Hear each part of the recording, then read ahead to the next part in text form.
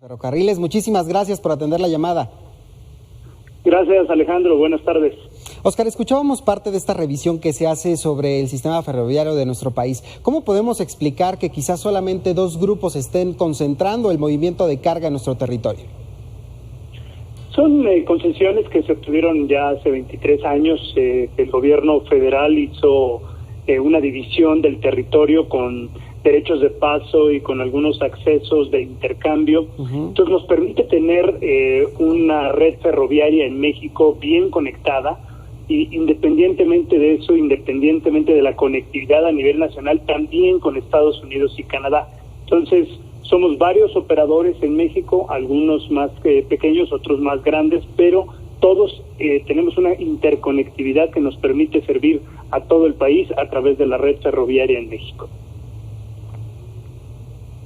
Óscar del Cueto, buenas tardes. Mitzi Cordero, ¿cómo está la industria actualmente? Por ejemplo, uno de los pasos muy importantes es Nuevo Laredo, en Tamaulipas, y tengo entendido que está en miras la construcción de un segundo puente hacia Texas, hacia Estados Unidos. ¿Cómo va avanzando y el trato que se tiene también con la actual administración federal?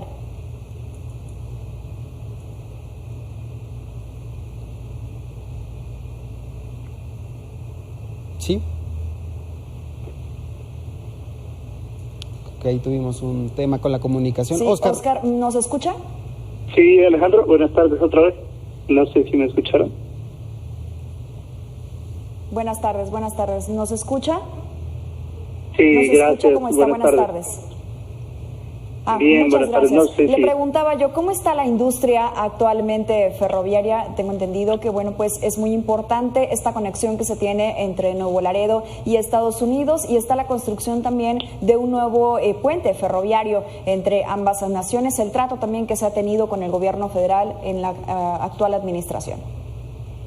Gracias, Michi. Y sí, efectivamente, recientemente la administración del presidente Trump otorgó a Kansas, en Estados Unidos, la autorización para la construcción de un nuevo cuerpo sobre el puente ferroviario de Nuevo Laredo. Esto nos va a permitir duplicar la capacidad a Kansas City para el intercambio de mercancías. Nuevo Laredo es el punto más importante de intercambio de mercancías a nivel nacional, que representa más del 40% del intercambio. Este nuevo puente, que ahora ya estamos iniciando en México, lo que son los trámites, es un proyecto de largo plazo, mediano y largo plazo, pero nos va a permitir dar la capacidad para lo que viene a través del TEMEC con el intercambio de mercancías entre Estados Unidos y México. Hoy México ya es el socio comercial número 1 con Estados Unidos. Ya desbancamos a China en este momento de los últimos 2 meses que van después de la pandemia, digamos julio y agosto, que todavía tenemos algunos casos de pandemia. Pero el intercambio a través de ferrocarril se ha convertido en un punto muy importante. Y efectivamente, como mencionaban ustedes, el intercambio en la industria automotriz, acerera, de granos, alimenticia y productos químicos y refinados es el principal motor para seguir creciendo sobre la frontera de Nuevo Laredo. Tenemos buenas relaciones con el gobierno federal y eso nos ha permitido crear la estructura para crear más inversiones en México a través precisamente de la industria ferroviaria. Óscar, déjeme preguntarle, usted habla de estas concesiones que han sido muy largas, preguntarle, pues sí, como curiosidad, como cualquier otro ciudadano, ¿qué es lo que gana el Estado? ¿Cuál es esta contraprestación y quién de alguna manera se encarga de supervisar que las contraprestaciones se estén cumpliendo? Hay varias ventajas, Alejandro. Primero, el mantenimiento de toda la infraestructura ferroviaria es por parte del concesionario. Ya el gobierno federal dejó de invertir en temas ferroviarios desde que se hicieron las concesiones. Es una obligación de los concesionarios mantener la infraestructura, hacer las mejoras necesarias, invertir en equipo, en nuevas tecnologías.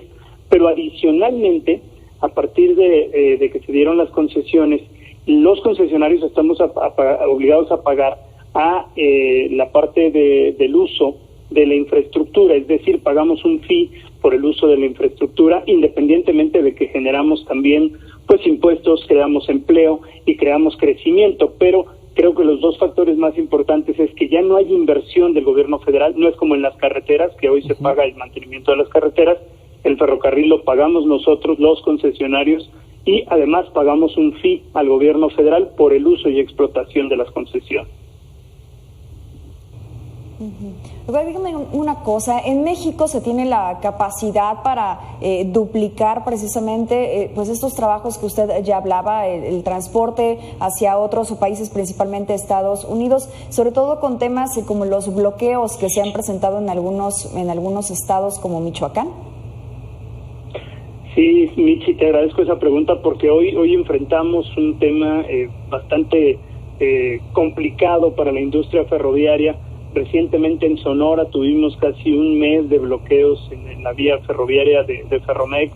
Hoy tenemos uno más en Chihuahua que también está impactando el intercambio por la frontera de Ciudad Juárez.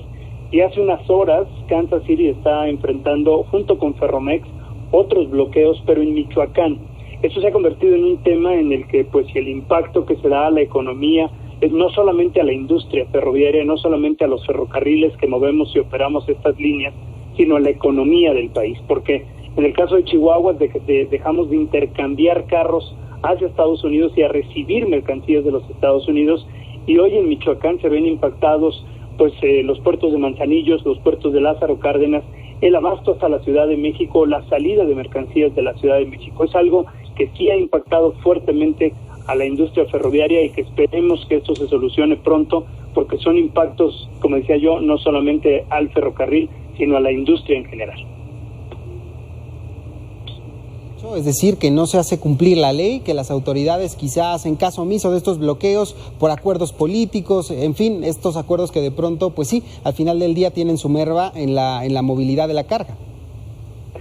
Efectivamente, la afectación a la carga se da y hoy mantenemos comunicación con las autoridades. Nosotros estamos obligados a presentar como industria la parte de las denuncias contra quien resulte responsable, y lo que hemos dicho es el Estado de Derecho.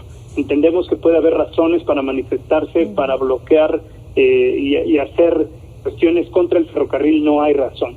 Es decir, nosotros estamos impactados por temas ajenos al ferrocarril. Nada tiene que ver estas protestas o estas manifestaciones con el ferrocarril ni con nuestros clientes que tenemos pues de todo tipo, como ya decía yo hace un momento, de la industria automotriz, de la industria acerera, de la industria cementera, de granos, en fin, toda la industria que se mueve a través del ferrocarril hoy se ve impactada por estas manifestaciones.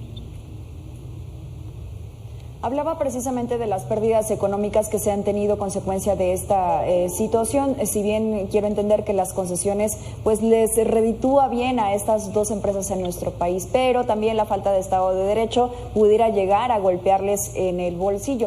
En Michoacán se hablaba de poco más de 300 millones de pesos, o esta cantidad pudiera ascender consecuencia de los bloqueos.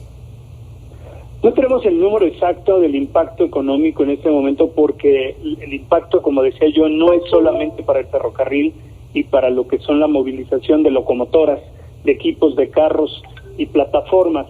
Aquí lo que más impacta es a nuestros clientes, que no pueden mover sus insumos, ya sean productos terminados o materia prima, pero también se ven impactada la economía del país, porque con esta situación hoy en la pandemia, bueno, pues se necesitan mover productos químicos que nos ayudan a hacer productos que son para limpieza, para higiene, productos, algunos de ellos de carácter médico, y movemos también alimentos, y todo esto se ve impactado por este tipo de manifestaciones que hoy nos están impactando fuertemente la zona norte del país, en el caso de Chihuahua, y la zona del sur del país, en el caso muy particular de Michoacán. Son pérdidas que en este momento son de manera muy importante, no solamente, insisto, para el ferrocarril, sino para el país. Óscar del Cueto, le agradecemos muchísimo estos minutos aquí en Mega Noticias TVC. Si le parece, ya conversaremos más adelante sobre estas consecuencias que tienen los bloqueos, particularmente en algunas entidades. Con mucho gusto, Alejandro, les agradezco el interés siempre. Gracias, Michi, y que pasen buena tarde. Muchas gracias. Buenas tardes.